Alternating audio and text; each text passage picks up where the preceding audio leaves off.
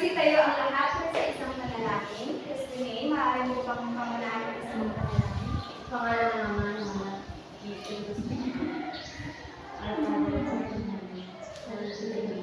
Kingdom come, will be on earth as it is in heaven. Give us today our bread, and forgive us our trespasses, as we forgive those who trespass against us.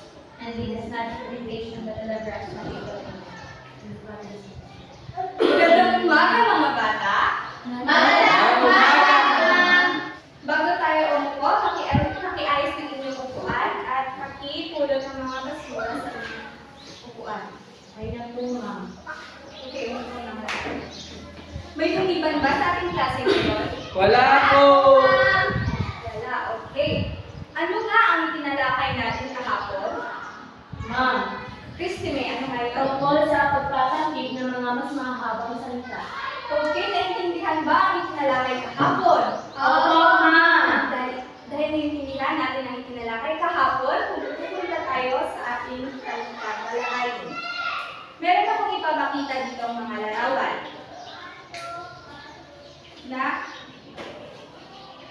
Okay, ano ang ginagawa ng bata sa larawan? Nagbibigay! Okay. Ito. Sumasayaw! Sumasayaw. Ito. Naglalaba! Naglalaba. Ito. Kumakanta! Kumakanta. Ito. Nagsisisiyo! Ito. Nagwawalis! Ito. Naluluto! Okay, magaling. Bago tayo pumunta sa ating tatalakayin, meron tayong gagawin pangkatang gawain. Ipapangkat ko kayo sa dalawang pangkat. Ang unang pangkat ay pangkat ni Danica at Nelvin. At ang pangalawang pangkat ay pangkat ni Lori, ni Abby at ni Christine. Okay. Bago tayo pumunta sa ating pangkatang gawain, ano ang mga dapat isaalang-alang sa isang pangkatang gawain? Christine? Ma'am, pumili ng leaders, sekretary at reporter. Ano pa? Danica? Huwag. Bang Okay. Kaibigan. So, ito ang inyong gagawin. Unang pangkat, pangalawang pangkat. Bigyan ko lamang kayo ng 5 minuto para sumagot.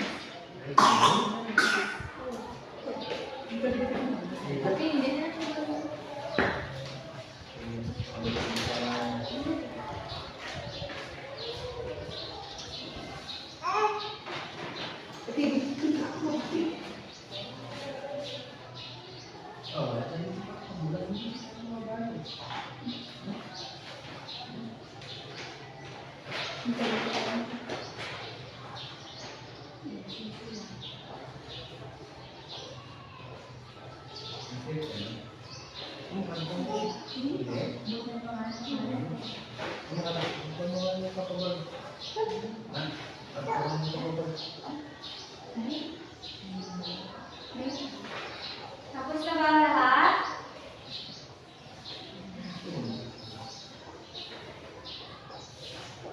Pagtapos na, pakita.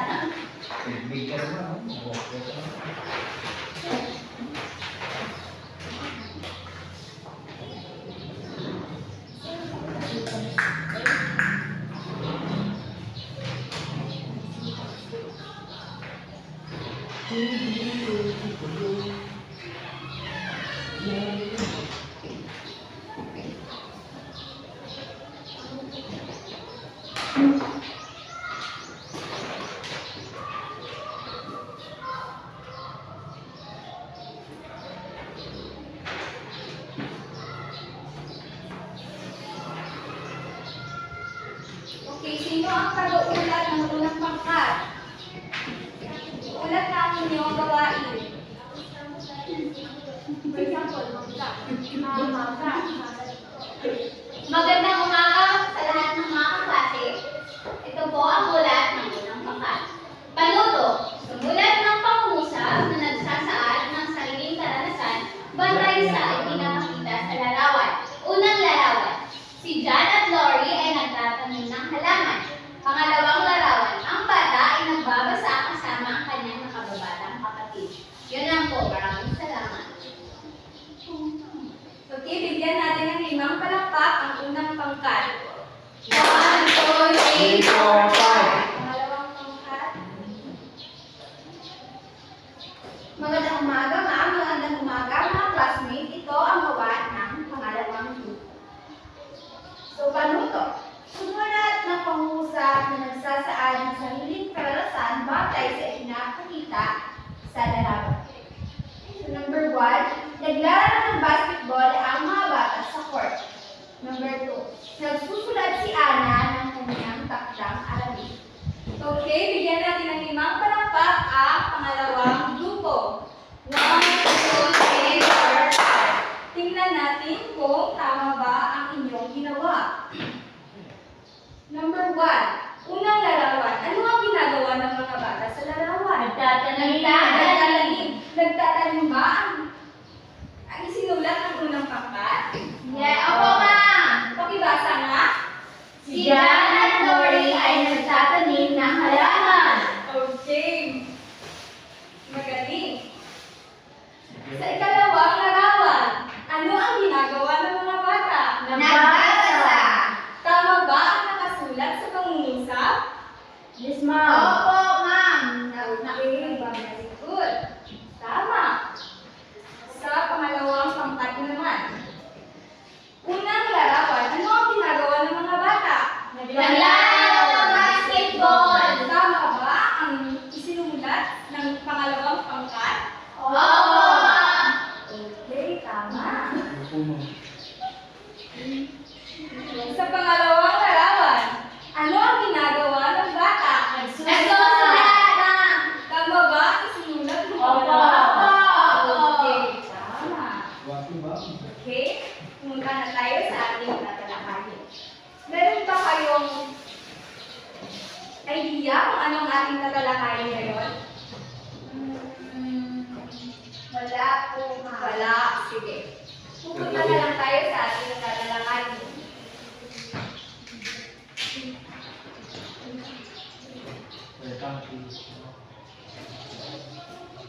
Okay, ang tatalakayin natin ngayon ay ang salitang kilos. Pakibasa na sabay-sabay. Ang salitang kilos ay bahagi ng pananalitang pagsasaad ng kilos o galaw. Ito ay ginagamit sa pagsasalaysay ng mga pangyayari na tapos na, kasalukuyang ginawa, at tapos na at gagawin pa. Okay, ang salitang kilos ay mga pangyayari na tapos na, kasalukuyang ginawa, katatapos lamang at gagawin pa. Ang isa ang mga ating ginagawi kada adlaw. Ang una siya ang pagsasalaysay ng inyong pangyayari habang kayo ay gumagawa ng mga sariling gawain ninyo. Halimbawa, ano ang mga ginagawa ninyo sa araw-araw? Kumakain. Kumakain, ano pa? Naliligo. Naliligo. Dali ka, ano pa? Nagbugas. Naghuhugas. Okay, magaling. Tinatawag din ang salitang kilos na pandiwa. Ang mga salitang kilos ay magagamit mo rin sa pagsasalaysay na sariling karanasan. Halimbawa,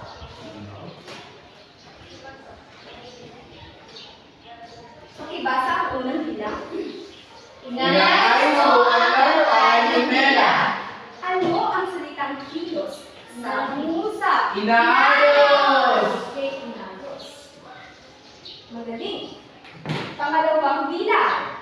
Maaga naging nito ni Kiko sa dagat. Ano ang salitang kilos? Naligo. Naligo, magaling.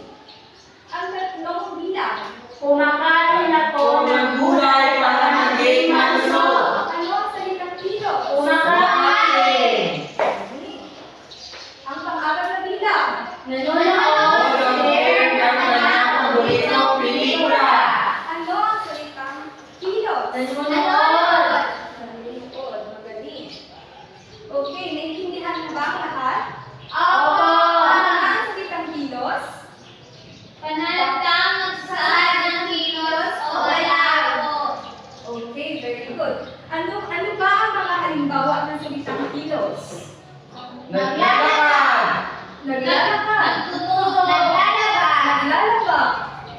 Nagsusulat. Okay. Kung sa Ilonggo naman, ano na sila? Mga Salitang kilos. Libo.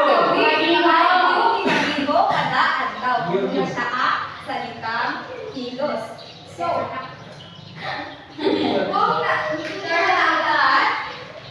pakibasa ang talata. Talata to. Nakikinig ng radyo si Belen na ay biglang bumato. Tumingin siya sa kanilang pintuan. Masaya siyang iyakat ng kanyang mga magulang na kakakawilan mga galing sa ibang bansa. Tumalon sa tawa si Belen sa mga regalong kanyang natanggap. Okay. Panuto, basahin ng mabuti ang talata. At salungitan ang salitang kilos o panitang. Okay, salungitan ninyo ang salitang kilos. Okay, Lori. Sister May. Danica.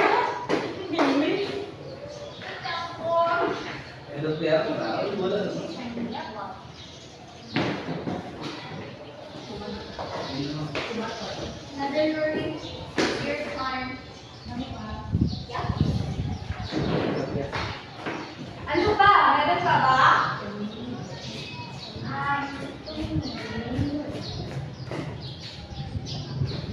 Okay, tignan natin kung tama ang inyong sinagot.